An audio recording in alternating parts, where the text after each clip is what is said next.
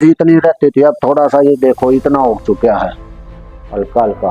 पैर के पंजों में बिल्कुल भी मूवमेंट नहीं था, ये हिलने लग गए, उंगली भी हिलने लग गई। पंजे खींचिए, पंजे नहीं खींच रहे, उंगलियों को खींचने की कोशिश कीजिए, नहीं आ रहा मूवमेंट, कोई बात नहीं। समझ में आ रहा है सेंसेशन? नहीं। पैरालिसिस होने के बाद सबसे ज़्यादा कॉमन चीज़ें देखने को जो मिलती हैं वो 3 चीज़ें होती हैं। पहला, हाथ का मूवमेंट ना होना, दूसरा शोल्डर का चिपक जाना और तीसरा पैर की उंगलियों का काम ना करना। ये आपको हर पैरालिसिस पेशेंट के अंदर देखने को मिलता है। कई बार पैरालिसिस होने के बाद पेशेंट को ये समझ में नहीं आता कि जो बीमारी उसे हुई है वो कभी ठीक हो पाएगी या नहीं, और यदि ठीक होगी तो वो कैसे, और वो इलाज लेना शुरू कर देता है जो उसके आसपास के लोग बताते हैं। यदि आप भी ऐसी एरिया से रहते हैं जो थोड़ा एजुकेटेड है तब तो आप फिजियोथेरेपी तक पहुंच जाएंगे, लेकिन यदि आप ऐसे एरिया से बिलोंग करते हैं या रहते हैं जहां पर फिजियोथेरेपी की फैसिलिटीज़ अवेलेबल नहीं है या फिजियोथेरेपी के बारे में नहीं जानते हैं, तो आपको पैरालिसिस को ठीक करने में बहुत दिक्कत हो सकती है। कई बार ऐसा होता है कि फिजियोथेरेपी लेने के बाद भी लोगों को रिकवरी नहीं मिल पाती है और उनका सोचना होता है कि फिजियोथेरेपी से भी हम ठीक नहीं हो पाएंगे, लेकिन ऐसा नहीं होता। यदि आप प्रॉपर फिजियोथेरेपी से ट्रीटमेंट या इलाज लेंगे तो आपको पैरालिसिस में 90% तक की रिकवरी हो सकती है। इस वीडियो में हम आपको एक्सरसाइज भी बताएंगे जिससे आप घर पर पैरालिसिस को एक हद तक ठीक कर सकते हैं। तो चलिए अब एक्सरसाइज की ओर बढ़ते हैं। आपको क्या करना है, मेरे हाथ को पैरों से टच करना है आपको, ठीक है? सिर्फ इसी से, जिससे आपको दिक्कत हो रही है उसी पैर से आपको मेरे हाथ को टच करना है, ठीक है? स्टार्ट करें, चलिए टच कीजिए, धीरे धीरे धीरे धीरे धीरे धीरे, बहुत बढ़िया। 30 बार करेंगे, अरे धीरे धीरे धीरे धीरे धीरे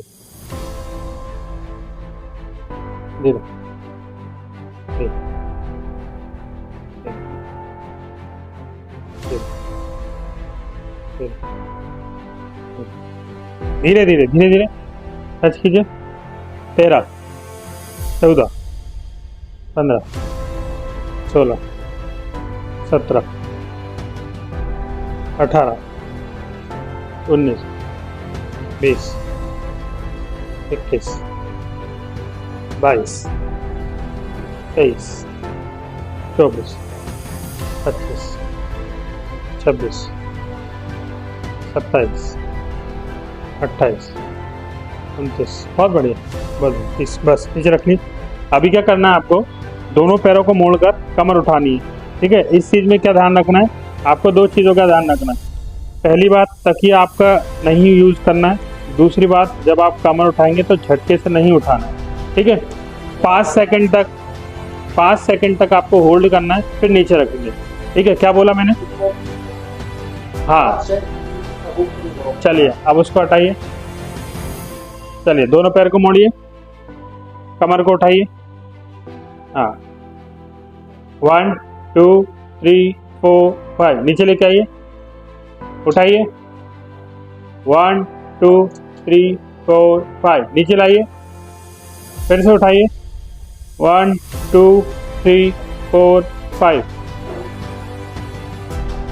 उठाइए। 1 2 3 4 5, नीचे लाइए, उठाइए। 1 2 3 4 5, नीचे लाइए, उठाइए। 1 2 3 4 5, नीचे लाइए। बस अभी आपको क्या करना है, घोड़ा बनना है, क्वाड्रपट पोजीशन पे आना, ठीक है ना? उल्टे लेटिए, हाथों और नी के बल आपको खड़ा होना है, खड़े रहिए। इसको यहाँ पे रख स्टेबल करने की कोशिश कीजिए। अभी इस एक्सरसाइज में आपको क्या ध्यान रखना है, जब भी आप खड़े रहेंगे ना, जब भी आप क्वाड्रपट पोजीशन पे आएंगे तो आपका हाथ पूरी तरीके से ऐसे बिल्कुल स्ट्रेट होना चाहिए। स्ट्रेट होने के साथ साथ एक चीज़ और ध्यान देंगे, ये जो एल्बो है ना आपका, वो सीधा होना चाहिए, ऐसा नहीं होना चाहिए ऐसा मुड़े, ठीक है? यदि ऐसा मुड़ेगा ना तो आपका प्रॉपर लोड इस हाथ पर नहीं आएगा, हाथ पर नहीं आएगा तो आपका क्या प्रोप्रियोसेप्शन होंगे ना, वो स्टिमुलेट नहीं होगा। अभी क्या करना है, इस पे पूरा वजन देने की कोशिश करो, इस हाथ पर पूरा वजन देने की कोशिश करो, है ना? ठीक है, ऐसा आपको 10 मिनट तक करना है, ठीक है, कितने मिनट तक करना है? 10 मिनट तक। ठीक है, जैसे उंगली मुड़ रही है ना, आपको क्या करना है, इसको सीधा करना है, तो सीधा करने की कोशिश करनी है। इससे क्या होगा, आपके जो उंगलियां मुड़ती हैं ना वो खुलेंगी। ठीक है, और आपका जो एल्बो में पावर कम लगती है ना, वो पावर बढ़ेगी। ठीक है, नेक्स्ट एक्सरसाइज में क्या करना, फंक्शनल रीच टेस्ट। इसके अंदर आपको क्वाड्रीपुट पे घोड़ा बनिए वापस।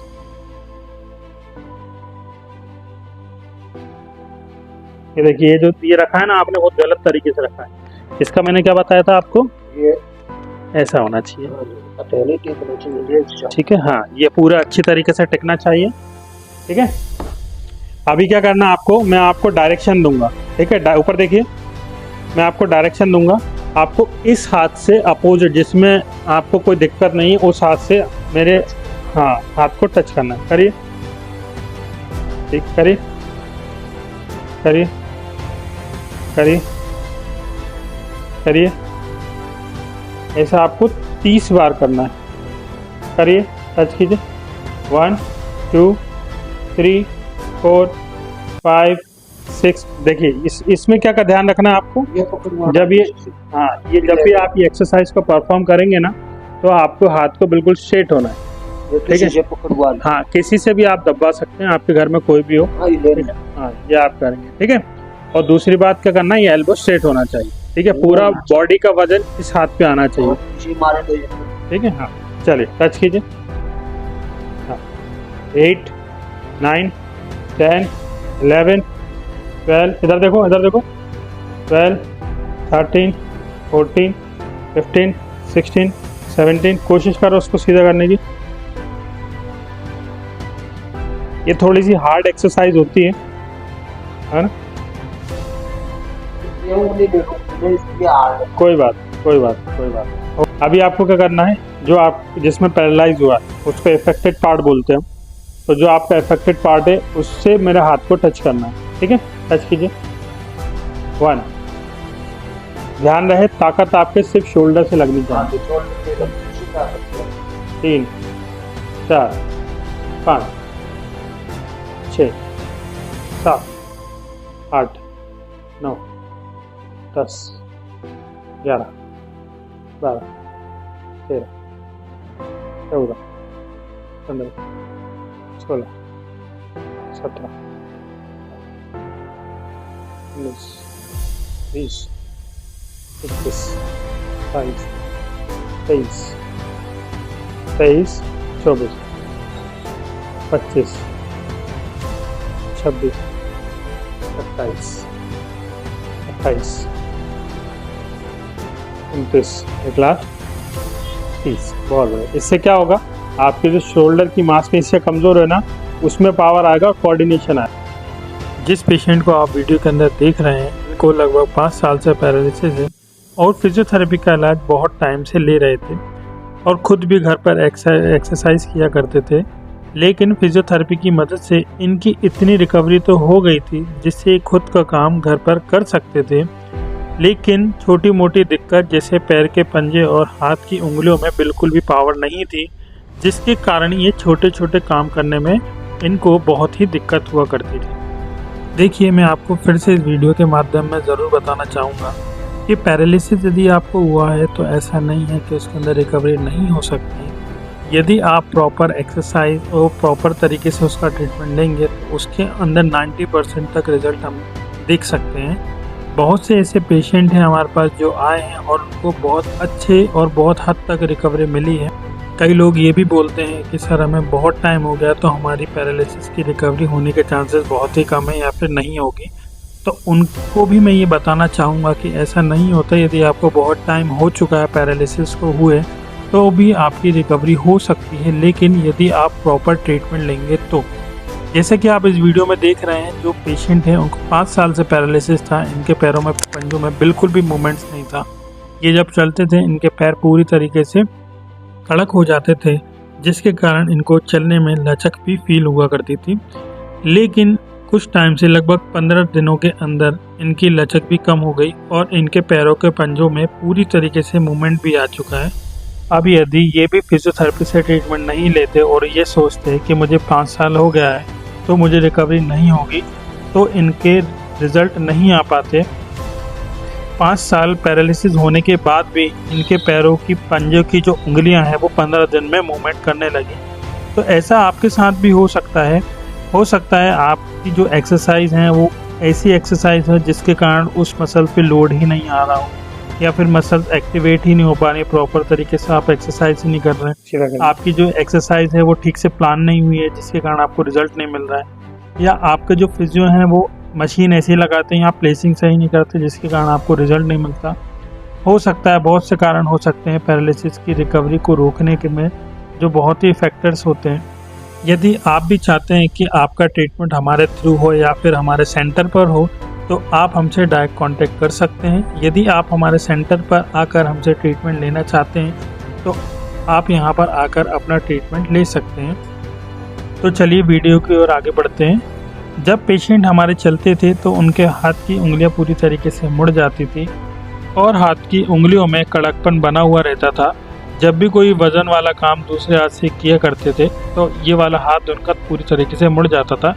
इसके लिए हमने इनमें स्ट्रेचिंग करी, जिसके कारण उनकी जो मांसपेशियाँ फ्लेक्सार जिसको बोला जाता है वो मांसपेशियाँ लूज़ हो गई, जिसके कारण इनको हाथ को खोलने में आसानी होने लगी। कई लोग बोलेंगे कि सर हम घर पर स्ट्रेचिंग करते हैं लेकिन हमें तो रिज़ल्ट नहीं मिलता, जैसा आप वीडियो के अंदर कर रहे हैं हमें इसके बाद भी रिज़ल्ट नहीं मिलता। लेकिन ऐसा नहीं होता, हर पेशेंट के हिसाब से ट्रीटमेंट प्रोटोकॉल सेट किया जाता है। इनका भी हमने ट्रीटमेंट प्रोटोकॉल सेट किया, तब जाके हम ट्रीटमेंट लेते हैं। हर जगह स्ट्रेचिंग नहीं की जाती है। कई मसल्स ऐसी होती हैं जो टाइट होती हैं, कई ऐसी मसल्स होती हैं जो वीक होती हैं, कई ऐसी मसल्स होती हैं जिनको हमें पावर देना होता है और कई ऐसी मसल ऐसी होती है जिनको हमें स्ट्रेच करना होता है।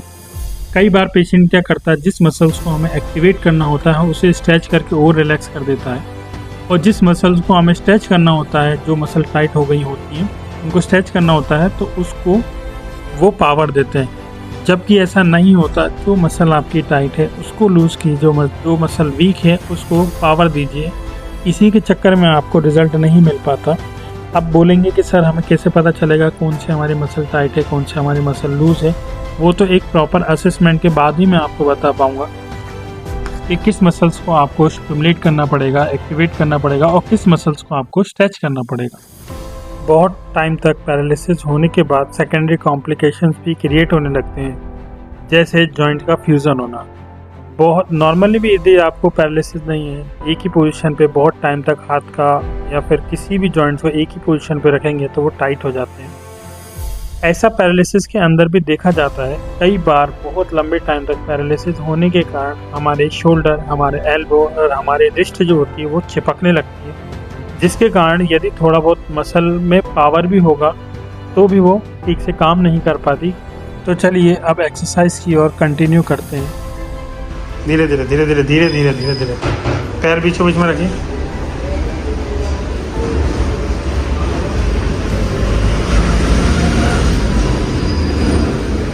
गलत गलत गलत।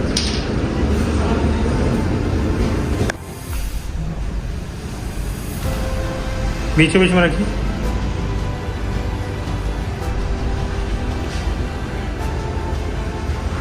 लाइन के बीच या गोटियों के बीच लाइन।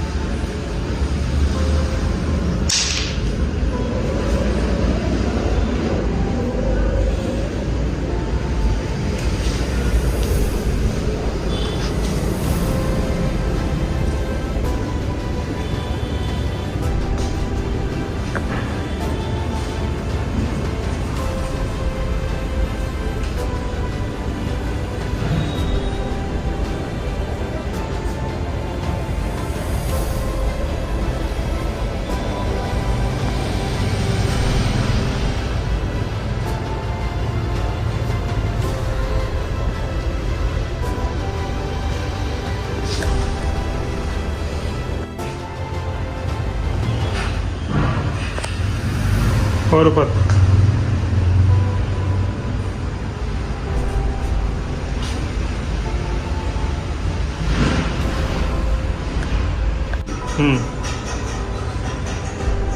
अब ठीक है, देखो देखो ये मुंह हो गया ये मेरा नाम धर्मेंद्र, मैं हरियाणा के रोहतक से आया हूँ। मेरे को यहाँ भोपाल में डॉक्टर सुमित सरोजा के आया था, पर फिंगर मेरी इतनी रहती थी, अब थोड़ा सा ये देखो इतना हो चुका है, हल्का हल्का। पैर के पंजों में बिल्कुल भी मूवमेंट नहीं था, ये हिलने लगे, उंगली भी हिलने लगी। पहले आपका मूवमेंट नहीं था? बिल्कुल भी नहीं था, अब इतना हुआ है सिर्फ 15 दिन के अंदर। कहाँ के रहने वाले हैं? हरियाणा का रोहतक डिस्ट्रिक्ट। कैसे आए थे आप? मैं यूट्यूब के माध्यम से आया था। जैसा आपको बताया गया आपको वैसे हाँ जी, आपको रिजल्ट मिला? मिला जी। आपकी आंखों में कोई चेंज आया? हाँ जी, मेरी आंखें कम बराबर नहीं खुलती थी, अब बराबर खुलने लगी। ठीक है, आपके हाथों में क्या चेंज आया? ऊपर में क्या चेंज आया? हल्का हल्का महसूस हो गया, आप नहीं तो भारी भारी पन रहा करता, यहाँ गड्ढा भी था कुछ। हाथ उठा के दिखा सकते हैं आप? हाँ जी, ये मेरा हाथ भी उठने लग गया, पहले नहीं उठता था। पहले पूरा नहीं उठता था, ज्यादा जोर लगता था, अब इतना जोर नहीं लगता, तो फ्रीली घूमता है। चारों तरफ घूम जाता है।